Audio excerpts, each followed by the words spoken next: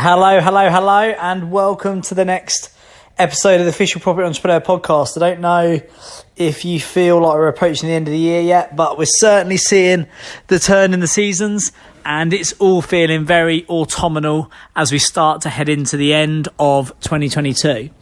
What I'm going to do is I'm going to share with you in this podcast a very high valuable exercise that we do on Property Entrepreneur, and also share with you my answer to it. So every Tuesday you tune in and we share the blueprints, the tips, the tricks, the strategies that we use in our businesses and also teach people on Property Entrepreneur. And this is a very, very small part of one of those exercises. So I'm going to take you through this, and you might have heard me talk about it previously in previous episodes. And this is lessons learned. So if you listen to people like Ray Dalio, Ray Dalio talks about the failure loop, and you might have heard previously people say that human nature is to continue making the same mistakes over and over again.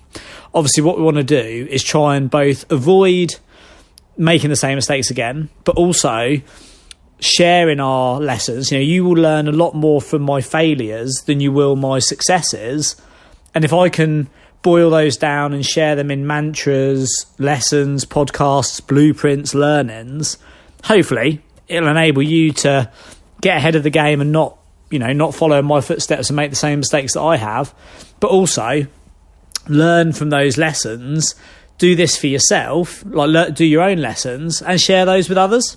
So this is twofold. One is my 2022 lessons learned I'm going to share with you. There's 10 of them. And the second is for you to then go and do it yourself. So we'll start off with number 2 and how you do this yourself. Basically, what we do is a couple of journal sessions, a couple of cave times, look through your photo reel from the year, look through your calendar through the year, think about key significant events, experiences, successes, failures from the year. And then what we do is we boil that down. I ended up with 2 pages of journal notes. And then what we do is we boil it down into the top 10. If you can only leave 10 behind, you can only share 10 with your friends, your audience, your clients, your colleagues. Which 10 would they be? And then what we try and do is, rather than say, right, I learned a lesson this year that staying in bed in the morning and getting up and having a coffee and chilling out and having a really slow start is not the best way to start the day.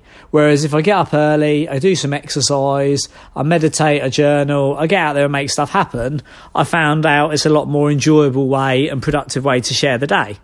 Now, that might be a realisation you've had, but what we want to do is boil it down into a mantra. And a mantra is sort of a short, hashtagable sentence to help you remember it. So it becomes a mantra, it becomes a saying, it becomes a quote. And that one I just gave you then would be something like, win the morning, win the day. If you get up and you win the morning, 9 times out of 10, it will probably mean you'll end up having a much better day. Whereas you lose the morning, we all know you're on the back foot for the rest of it. So 10 lessons learned. These are the biggest 10 lessons that I've learned this year.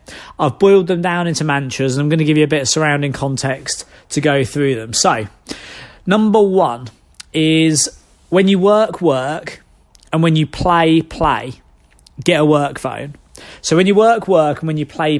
This was originally a Jim Rohn quote, and he talks about, don't sit at work wishing you're on the beach, and then don't go to the beach wishing you're at work.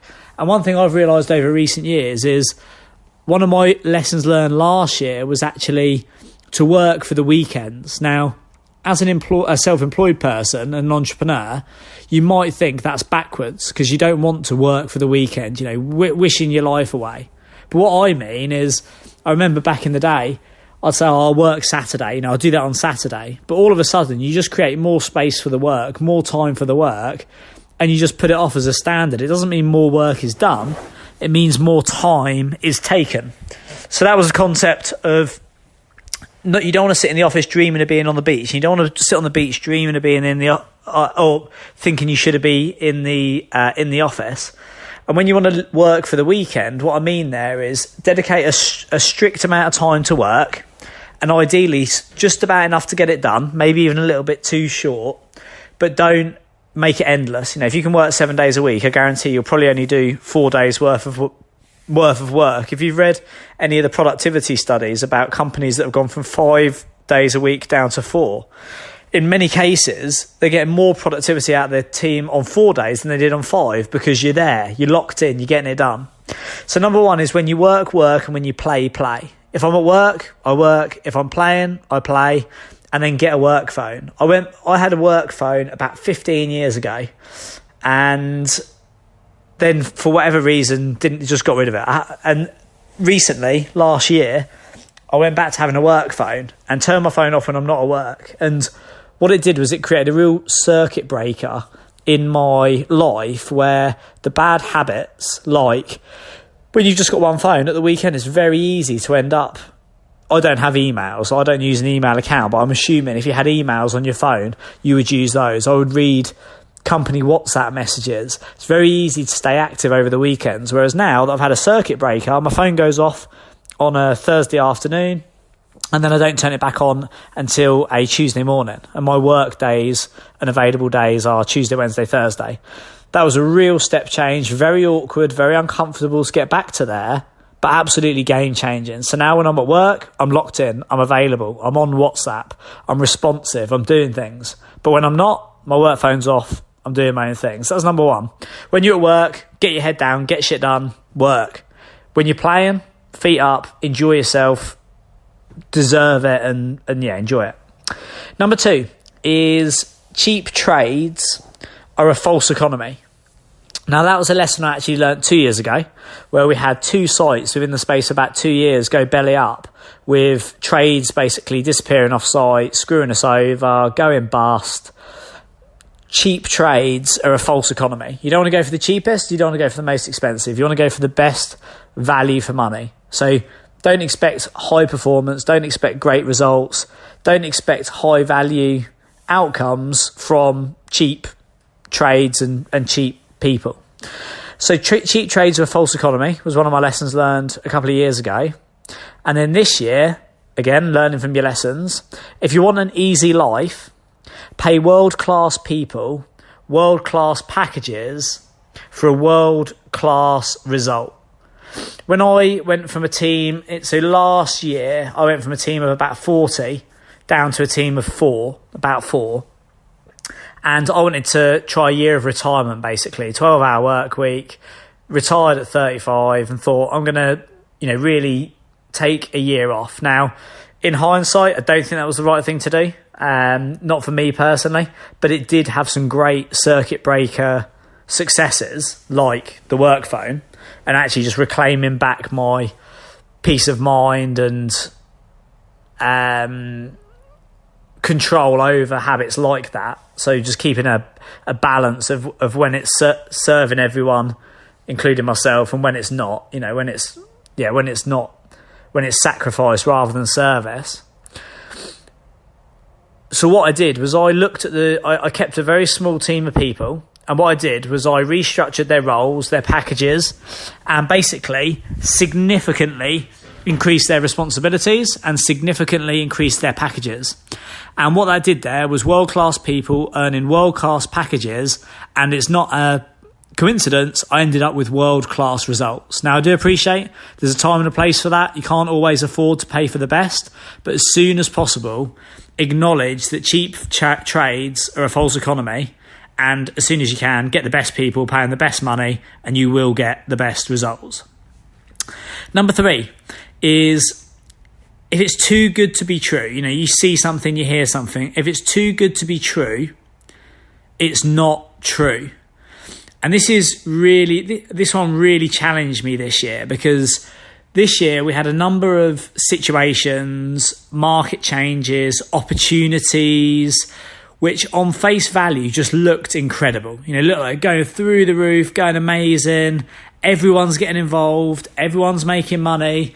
And I had to really dig in my heels and grit my teeth and believe that if it seems too good to be true, it's not true. And many opportunities are passed up. I stood on the sidelines. I watched a lot of ventures, strategies, deals, investments I won't name specifically where these are, but you'll understand certain things that were booming last year and just seemed too good to be true. I really did have to trust my gut and say, I'm just not going to get excited, not going to get carried away. If things seem to be good to be true, they're not true. And don't play games you don't understand, even if you see others making money from it. You know, when your barber's talking about Bitcoin, as an example, you've probably missed the boat. So that was a lesson learned this year, mainly I didn't get caught out in it. And there was lots of things that I got offered that just seemed too good to be true, and that made me nervous rather than excited. And actually the outcome was, if it seems too good to be true, it's not true. Don't play games you don't understand, even if you see others making money from it. Stick to what you know, become the best at what you do, and don't get seduced by the perceived success of others around you. Success and failure are very predictable. Number 4 is choose your challenges or have them chosen for you. And what I mean by this one is I, this year, tried to take a lot of time off. So for the last 12 months, 12-hour work week, trying to take more time off. And the concept, at least to me, in reality, the concept of doing nothing, I wanted to get bored this year and take lots of time off. The concept of doing nothing seemed really, really romantic to start off with, but the reality in practice, it really wasn't good for me. Like, doing nothing was not good for me. And I've talked previously about you always need something to worry about, and it's the same with challenges and it's the same with struggle. If you choose your own challenge, like running a business, scaling a business, running a marathon, training at the gym, whatever, hill sprints in the morning, 12,000 steps a day, whatever you choose as your challenges and your suffering, if you like, you choose to take on these things that push you, can feel uncomfortable, then they are the things that you will feel uncomfortable about. If you don't choose challenges, though, choose your own challenges, but if you don't, you'll have them chosen for you. What I found this year was when I had nothing productive, sizable, significant to challenge myself on or worry about, you find yourself being challenged emotionally, physically by the default of life. You just start, all of a sudden you've got time. The brain is created for two things. One is to protect us from doing anything remotely uncomfortable, and the second is to find something to be wary of, something to be anxious about. And when I've always in my life had my own challenges, building businesses, scaling businesses, etc., I haven't had the time to sit around and worry about silly little things. Whereas if you create the time to do that, those challenges will come and find you. So number 4 is choose your own challenges. Make them worthwhile. If you're going to worry, it might as well be worthwhile. Or have them chosen for you. Life will just throw you challenges. They're always there. There's always something to worry about. Choose them yourself or have them chosen for you by life. Number 5, halfway point of lessons learned 2022, is phones F, I won't swear, but phones F focus. So phones are a distraction. They're a portal to nowhere. And 80% of what drains your day, your energy, your focus, your attention, your productivity, phones F focus. And 80% of what drains your day is just absolute nonsense. Like, if you're constantly attached to your phone, which I can easily be if I allow myself, there's Facebook, there's Instagram, there's WhatsApp, there's the newspaper, there's God knows what else you've got on your phone. It is a portal to nowhere. It is a distraction. It is highly addictive. So you want to have it on black and white mode and have strict times when you do and you don't use it. And also delete apps off it. My work phone doesn't have any social media on it. It doesn't have any email. I don't even run my email account anymore. It has nothing on it apart from my banking. That's literally it. And WhatsApp, sorry, because it's my work phone. And my personal phone has my personal apps on. Your phone is a portal to nowhere. 80% of what consumes your day is just absolute nonsense. And yeah, you want to just claim back that time, claim back that discipline. Take one day off. If you don't believe me, tell everyone you're off the grid for a day and you're going to work through your to-do list and you've got nothing else and you're not allowed on your phone. I guarantee you, your dopamine levels will be through the roof. Your productivity will be higher than you've ever imagined. Your energy level, your focus, be through the roof. Phones are not good. They completely F up your focus. So phones F focus. 80% of what drains your day is absolute nonsense. Number 6 is work out and win. So I've got back into training this year. I haven't trained properly since sort of 2019, 2020. So back at the gym, training in different capacities, like exercising 7 days a week, training 4 times a week, cardio 4 times a week, steps every day, diet plan, back off the alcohol, really getting into it. And what I've realised is work out and win.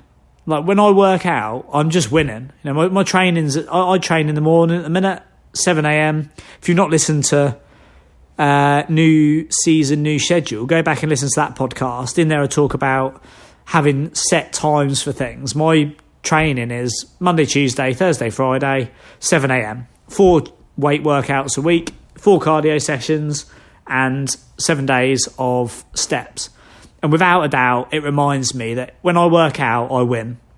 And also that mental and physical well-being are both 2 sides of the same coin. When I'm training, I'm thinking about what I'm eating. I'm thinking about my sleep. I'm thinking about my productivity levels, my energy levels. My headspace is feeling better. My emotions are feeling a lot better. Working out is just a recipe for success. There's very few, obviously there's extremes, but there's very few cases where getting up and doing more physically is not going to positively benefit what you do. So number 6 is work out and win. Being back in the gym now for about, I don't know actually, I'd have to check. Maybe 4 to 6 months. And, highly recommend it. It's a no-brainer. Number 7, sort of in line with this, is my lesson learned this year was call a coach. Now, I don't know if this was due to ignorance or arrogance or complacency or the idea that I was taking a year off, but I've always been, one of my core values is growth. And I've always been in and around growth environments. So I've always had mentors, coaches, peer groups, always sort of striving for that next thing. And last year, for whatever reason, over maybe like 18 months, I didn't have any new challenges. And I definitely hit a sort of plateau of what I was doing. I looked at some new opportunities, never really got stuck into anything.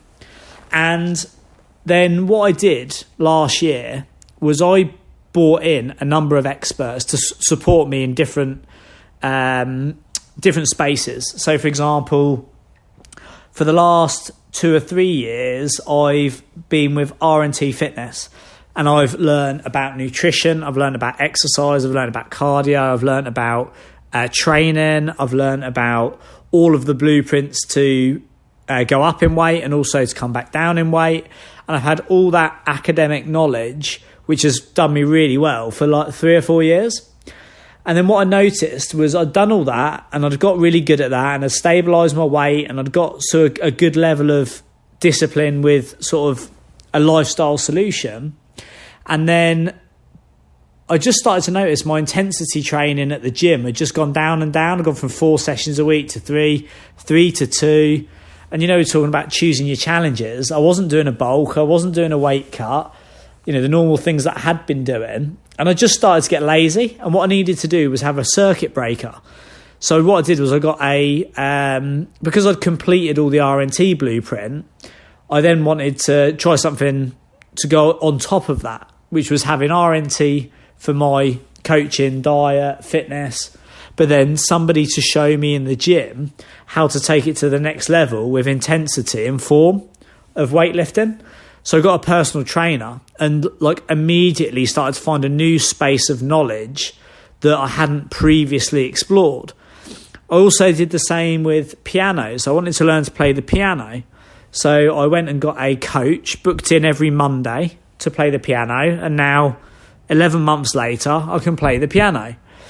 For 9 years, I've talked about writing a book. And then I finally got a copy editor. I got a publisher. I signed a deal.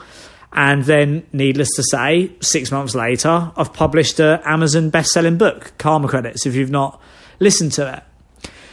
So one of the lessons learned there is call a coach. Like if you want to take whatever you're doing to the next level, whether they're online, whether they're virtual, whether they're physical, whether it's even just somebody you're peering up with in some sort of buddy capacity, call a coach, somebody who really knows what they're doing, and then follow the blueprint. Do what if you've got health and fitness goals for next year, go on the RNT website, check out what they do. That's where I learned that's where I got my education and my coaching to cut weight.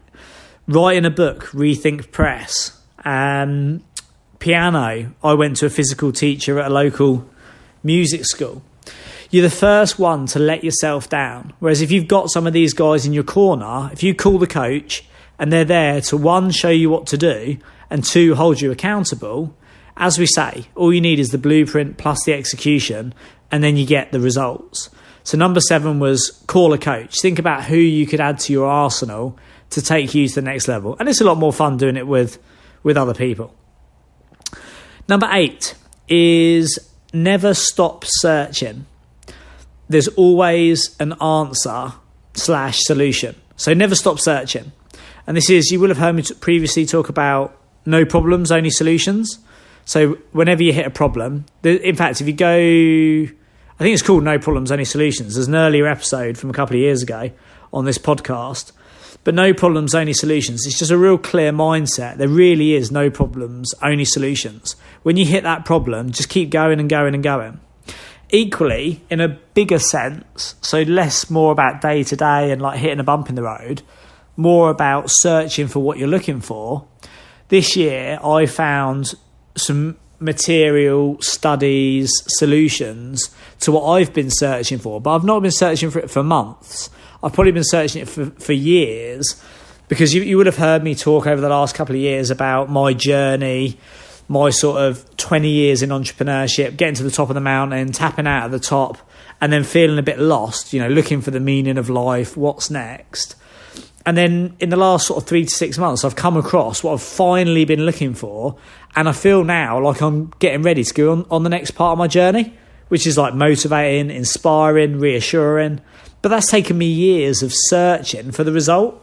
So whether it's an answer you're searching for, or a solution, or a partner, or somebody, whatever it is you're looking for, never stop searching.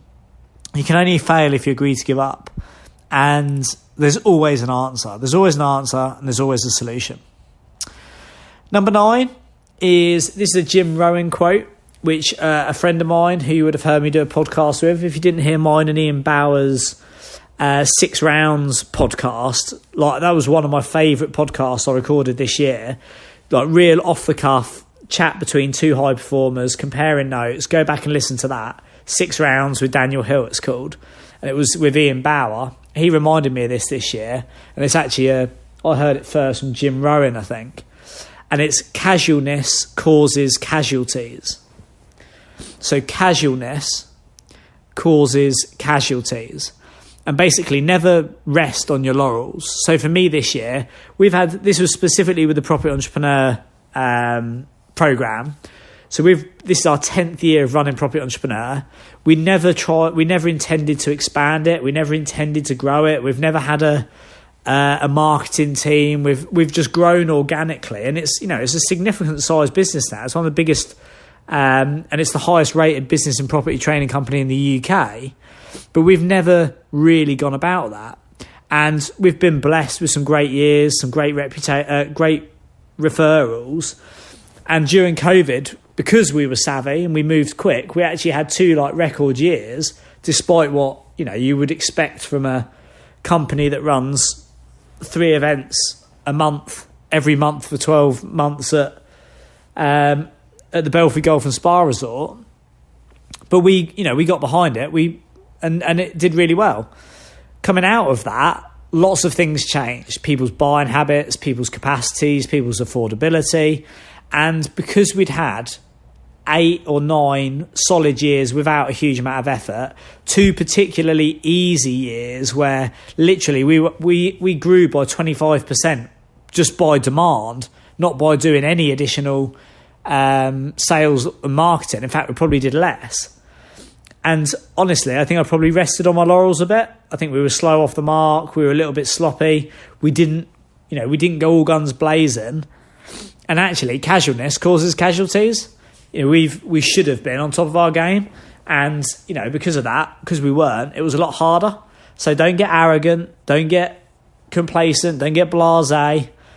And definitely never rest on your laurels, because casualness absolutely causes casualties. And then finally, number 10, this is without a doubt one of the biggest game changers I've learned in recent years, one of the biggest step changes that I now see our clients make. And if you want to go to the next level in the amount of money you're making, which I don't understand why you wouldn't, increase your value add, increase your experience, raise your rate.